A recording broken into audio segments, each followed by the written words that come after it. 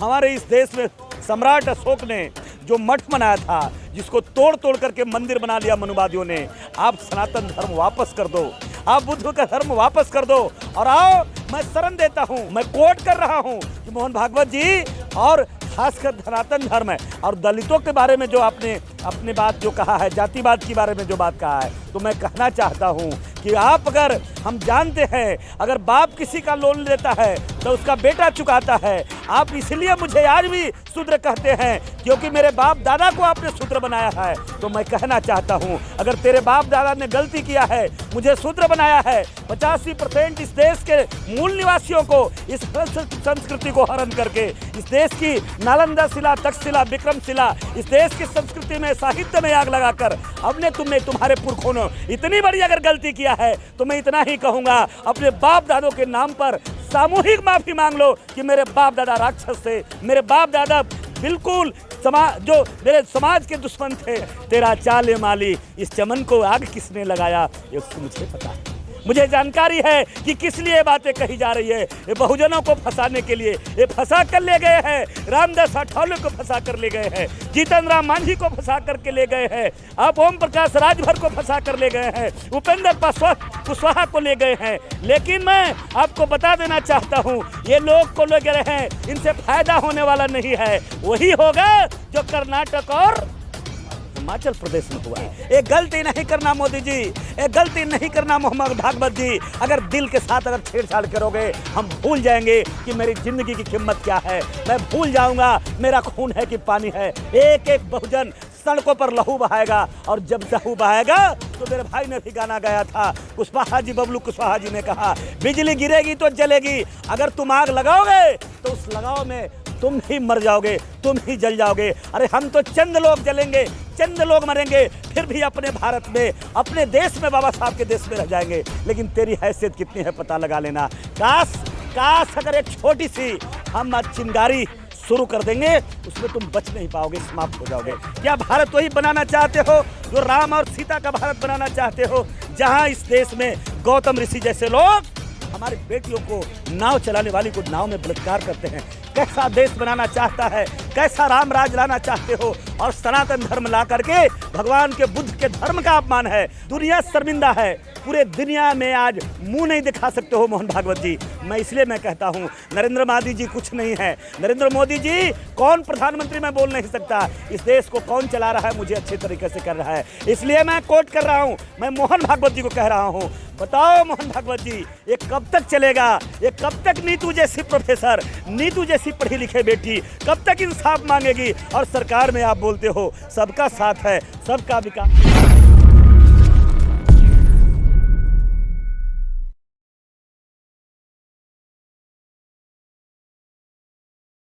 नमस्कार, मैं सुमन बौद्ध और आप देख रहे हैं SB लाइव 85। जिस तरह से सनातन धर्म को मानने वाले कहते हैं कि सनातन धर्म ही महान है, उनके मुंह पे तमाचा मारने वाले CM स्टालिन के बेटे उदयनिधि ने जोरदार तमाचा मारे हैं। जिस तरह से उन्होंने बयान दिया है कि सनातन धर्म बीमारी से उन्होंने तुलना कर दी।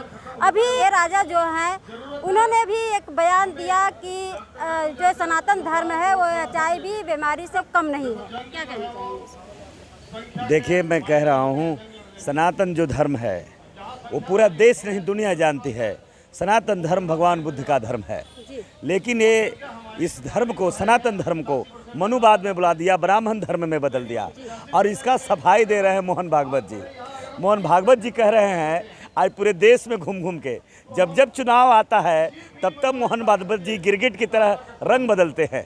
कुछ दिन पहले उन्होंने बोला था कि जो जाति बनाई गई है मैं इससे दुखी हूँ, ये ब्राह्मणों ने बनाया, इसमें भगवान का कोई कसूर नहीं है, क्योंकि वो जानते हैं कि भगवान बचेगा तो ब्राह्मण बचेगा, भगवान बचेगा तभी ब्राह्मण बचेगा। इसलिए ब्राह्मण के बचाने के लिए ये सारा दोष ब्राह्मण के माथे पे डाल दो और भगवान को बचा लो। आवाज़ जो खासकर सनातन धर्म की बहस छिड़ गई है, तो हम कहते हैं सनातन धर्म से अगर प्यार है, अगर सनातन धर्म से मोहब्बत आप करते हो, तो आपको मैं कहना चाहता हूँ, भगवान बुद्ध का जो मठों को, भगवान बुद्ध का मठों को और हमारे 84,000 हमारे इस देश में सम्राट अशोक ने जो मठ बनाया था, जिसको तोड़ तोड़ करके मंदिर बना लिया मनुवादियों ने, आप सनातन धर्म वापस कर दो, आप बुद्ध का धर्म वापस कर दो और आओ, मैं शरण देता हूँ। तुम इस देश के वासी तो नहीं हो, लेकिन इस देश में आ गए हो तो हम तो हमेशा दया और धर्म दोनों सीने में रखते हैं।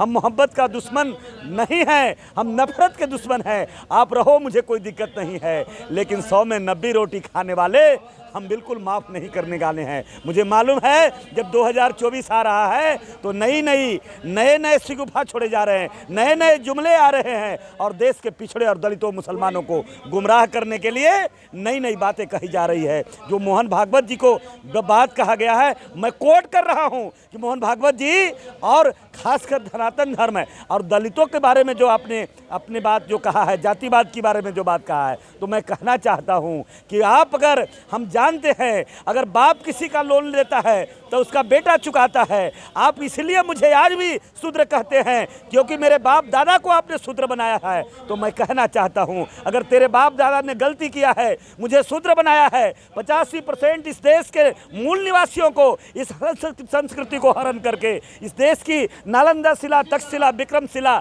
इस देश की संस्कृति में साहित्य में आग लगाकर तुमने तुम्हारे पुरखों ने इतनी बड़ी अगर गलती किया है तो मैं इतना ही कहूँगा, अपने बाप दादों के नाम पर सामूहिक माफ़ी मांग लो कि मेरे बाप दादा राक्षस थे, मेरे बाप दादा बिल्कुल जो मेरे समाज के दुश्मन थे, बहुजनों के दुश्मन थे। हम मान लेंगे, या मैं कहूँगा एक भी बात मैं कहूँगा, अगर इतने दया आ गया है, अगर इतना दया आ गया है बहुजनों के प्रति, तो मैं कहना चाहता हूँ तुम अपना नाम कल से ब्राह्मण कहना बंद कर दो, स्वर्ण कहना बंद कर दो, ऊंच कहना बंद कर दो और एक दिन वो जिंदगी जीकर बता दो जैसे इस देश में अछूत जीता है, महादलित जीता है, बैकवर्ड जीता है, श्रम में लोग जीता है, जैसे जिंदगी जीते हैं। एक दिन इस देश में एक पढ़ाई और जो दवाई की व्यवस्था है, एक दिन सरकारी अस्पतालों में रहकर बता दो, एक दिन हमारे जैसी पढ़ाई पढ़ करके बता दो, तो मैं समझूंगा कि बिल्कुल तुम्हारी नीयत बदल गई है, तुम्हारी नीति बदल गई है। लेकिन हम जानते हैं, हम खूब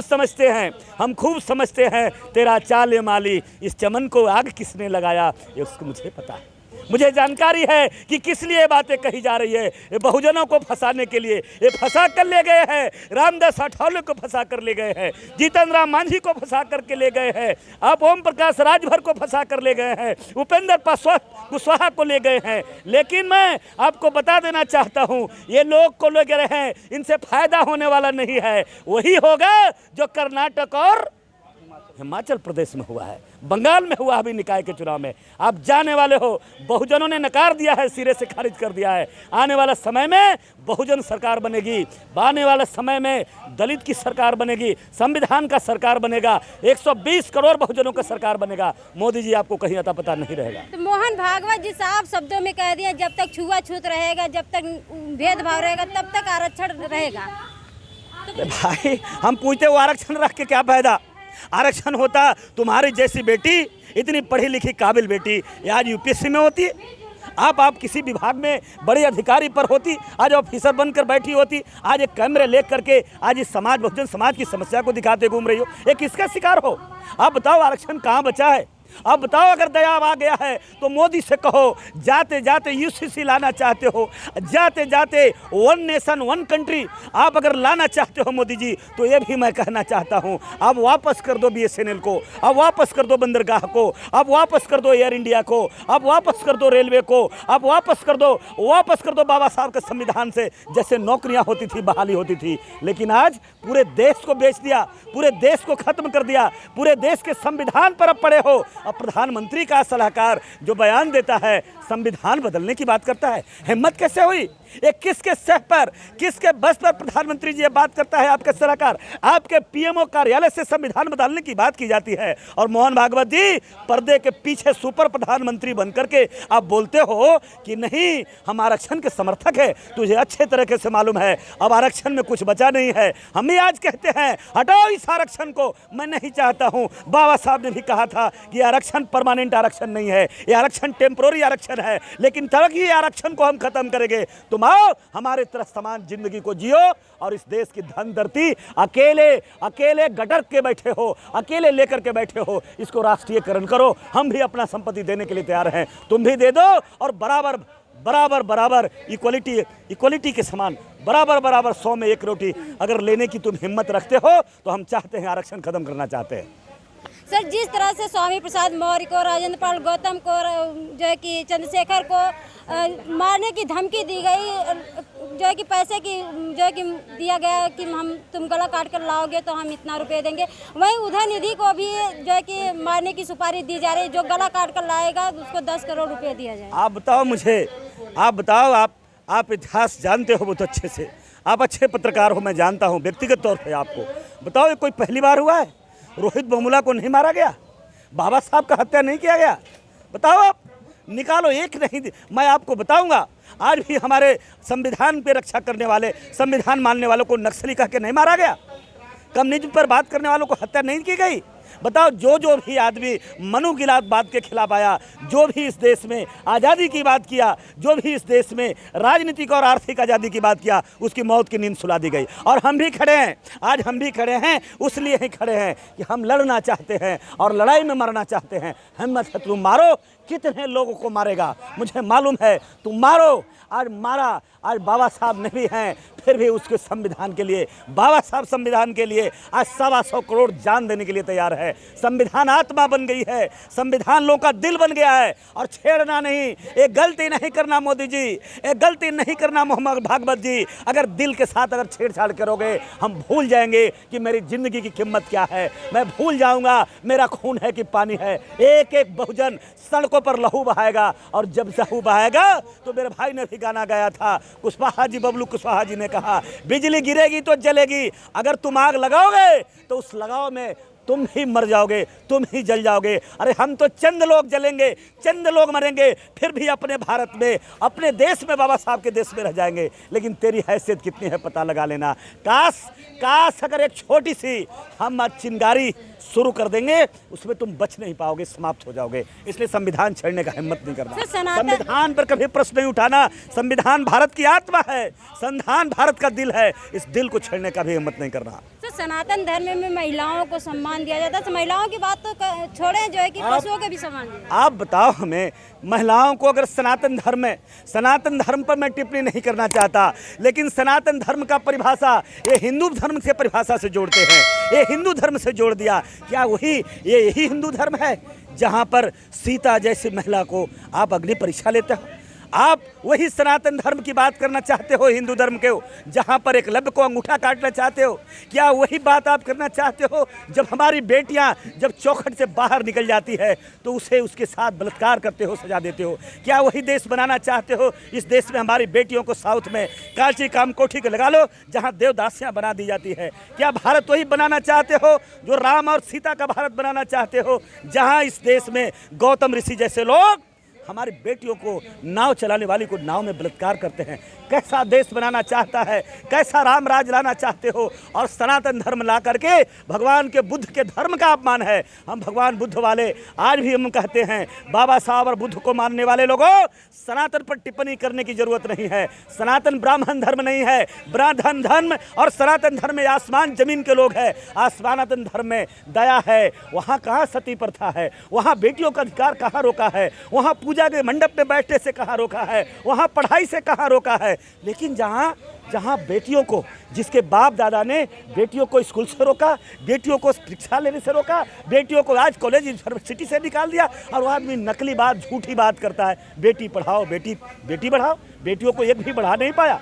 10 साल के अंदर 10 साल का शासनकाल रहा, बेटियों को अगर कुछ ने कुछ तोहफा दिया है तो तुमने रेशनल बेटियों का जो एक बड़ा तगमा दिया है, बेटियों का अगर तुम कुछ दे रहे थे, तुमने सहारनपुर दिया है, तुमने देहात कानपुर देहात दिया है, तुमने अगर दिया है तो आप मणिपुर दिए हो, जहाँ पर वहाँ बेटियों को निर्वस्त्र करके खुलेआम पुलिस के सामने जो हुआ है, बिल्कुल पूरी दुनिया शर्मिंदा है। पूरे दुनिया में आज मुंह नहीं दिखा सकते हो मोहन भागवत जी। इसलिए मैं कहता हूँ, नरेंद्र मोदी जी कुछ नहीं है। नरेंद्र मोदी जी कौन प्रधानमंत्री मैं बोल नहीं सकता, इस देश को कौन चला रहा है मुझे अच्छे तरीके से कर रहा है। इसलिए मैं कोट कर रहा हूँ, मैं मोहन भागवत जी को कह रहा हूँ, बताओ मोहन भागवत जी, ये कब तक चलेगा? ये कब तक नीतू जैसी प्रोफेसर, नीतू जैसी पढ़ी लिखे बेटी कब तक इंसाफ मांगेगी? और सरकार में आप बोलते हो सबका साथ है, सबका विकास है। अरे सबका साथ और सबका विकास होता। जब एक प्रोफेसर को न्याय लेने में 11 दिन लग गए, एक यहाँ मेमोरेंडम देने नहीं आया, इस देश में समान बेटियों के साथ क्या होता होगा। बहुत बहुत शुक्रिया सर आपका। ये थे हमारे साथ राजेंद्र यादव जी, जिन्होंने अपनी बात को प्रखर रूप से आप लोगों के सामने